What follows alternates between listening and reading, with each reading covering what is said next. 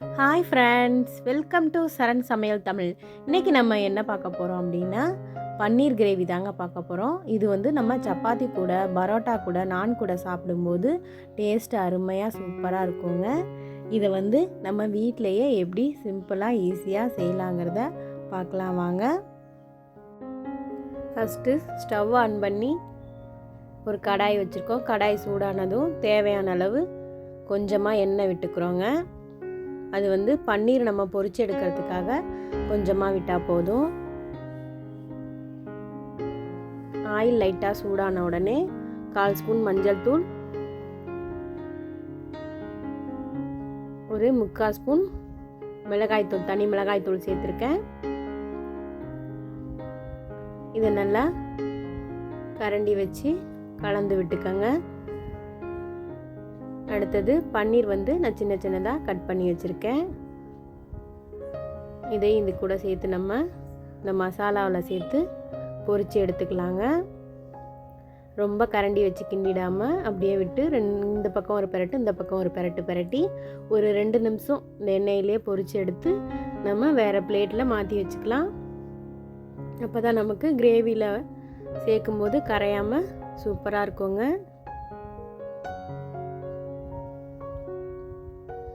எண்ணெயை சுத்தமாக வடிச்சிட்டு இந்த மாதிரி பிளேட்டில் க்ளீன் பண்ணி எடுத்து வச்சுக்கோங்க.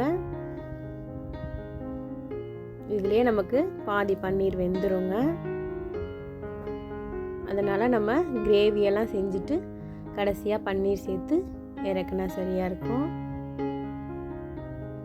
பொரிச்சு எடுத்தாச்சு பாருங்கள்.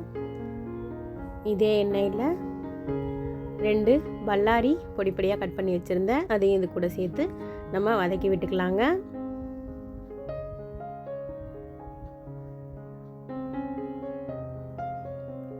இதே அளவுக்கு 2 தக்காளியும் மீடியம் சைஸில் அது கட் பண்ணி வச்சுருக்கேன். அதையும் முந்திரி பருப்பு கூட சேர்த்து அதை மிக்சியில் அரைச்சி வச்சுக்கணும். இப்போ இந்த வெங்காயம் வதங்கிறதுக்காக ஒரு 1/4 ஸ்பூன் சால்ட்டு சேர்த்துருக்கேன். இதை நல்லா வதக்கி எடுத்துக்கோங்க. ஓரளவு வதங்கிடுச்சு பாருங்கள். கேப்பில் நம்ம முந்திரி பருப்பும் தக்காளியும் அரைச்சி தனியாக எடுத்து வச்சுக்கலாங்க. நல்லா கனிஞ்ச தக்காளியாக எடுத்து வச்சுருக்கேன் பாருங்கள். நல்லா வெங்காயம் வதங்கிடுச்சு. இப்போ நம்ம மசாலா சேர்த்துக்கலாம். 1 ஸ்பூன் தனியாத்தூள், 1 ஸ்பூன் மிளகாய்த்தூள், கரம் மசாலா 1 ஸ்பூன், மஞ்சள் தூள் 1/4 ஸ்பூன் சேர்த்துருக்கேன். எல்லாத்தையும் இது கூட சேர்த்து நல்லா வதக்கி விட்டுக்கோங்க.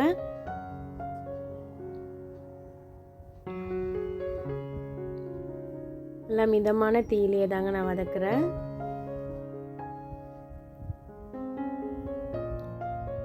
இந்த மாதிரி வதக்கி விட்டதுக்கப்புறம் ஜீரக பொடி இருந்தால் நீங்கள் சேர்த்துக்கோங்க. ஜீரகம் பொடி இல்லைங்கிறதுனால ஜீரகத்தை நான் தட்டி சேர்த்துக்கிட்டேன். இடிக்கல்லில் வச்சு இடித்து சேர்த்துக்கிட்டேன். கொத்தமல்லி தழை கொஞ்சம் சேர்த்துருக்கேன். இது எல்லாத்தையும் ஒன்றா மிக்ஸ் பண்ணி நல்லா வதக்கி விட்டுக்கோங்க. இது ரொம்ப சிம்பிளாக வீட்டிலே நம்ம ஈஸியாக ரெடி பண்ணிடலாங்க.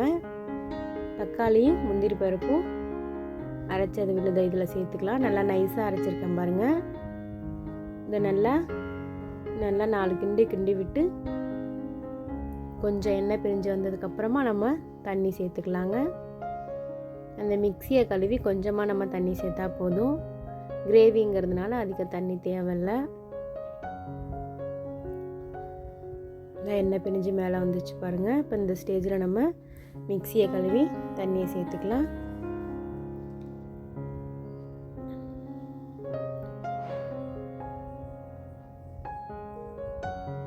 எல்லாத்தையும் மிக்ஸ் பண்ணி விட்டு நான் கொஞ்சம் தண்ணி சேர்த்துருக்கேன் பாருங்கள். உங்களுக்கு தேவையான அளவு கெட்டி பதத்துக்கு வச்சுக்கோங்க.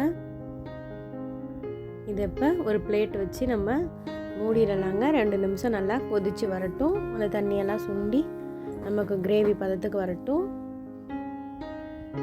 ரெடி ஆகிடுச்சு பாருங்கள். இப்போ நல்லா ஓரளவுக்கு நல்லா தண்ணி வற்றி சுண்டி வந்திருக்கு.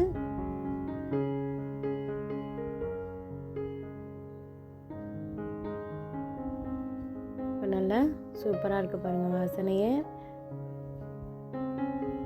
இந்த ஜீரக பொடி, கரம் மசாலா இதோட வாசனையில் சூப்பராக இருக்குங்க.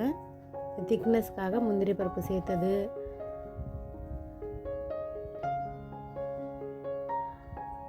சால்ட்டு தேவையான அளவு நீங்கள் சேர்த்துக்கோங்க.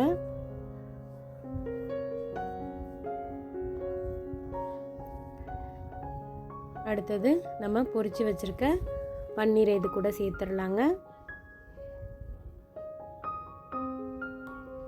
சேர்த்து ரொம்ப நம்ம கரண்டியை வச்சு கிண்டிட வேணாம், லைட்டாக பெரட்டி விட்டால் போதுங்க, கரைஞ்சிராமல் பார்த்துக்கோங்க. அவ்வளோதாங்க. இப்போ இது கூட நல்லா ஒரு கொதிக்கட்டும். ஒரு நிமிஷம் கொதித்ததுக்கப்புறம் எண்ணெய் பிரிஞ்சு மேலே வந்திருக்கு பாருங்கள். இப்போ பன்னீர் கிரேவி நமக்கு ரெடி ஆகிடுச்சு. கடைசியாக கஸ்தூரி மேத்தி நான் சேர்க்குறேன். நீங்கள் இருந்தால் சேர்த்துக்கோங்க, இல்லைன்னா தேவையில்ல. கஸ்தூரி மேத்தி இன்னும் சுவையை கூட்டி கொடுக்குங்க, சூப்பராக இருக்கும், டேஸ்ட்டு நமக்கு அருமையாக இருக்கும்.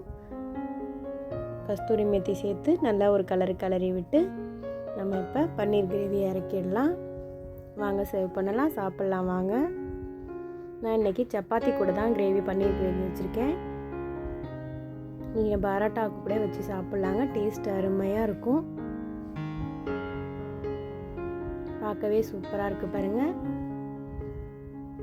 நீங்களும் வீட்டில் இந்த மாதிரி ட்ரை பண்ணி பாருங்கள். இந்த வீடியோ உங்களுக்கு பிடிச்சிருந்துச்சுன்னா லைக் பண்ணுங்கள், ஷேர் பண்ணுங்கள், கமெண்ட் பண்ணுங்கள், மறக்காமல் சப்ஸ்கிரைப் பண்ணுங்கள். வாங்க சாப்பிடலாம். தேங்க்ஸ் ஃபார் வாட்சிங்.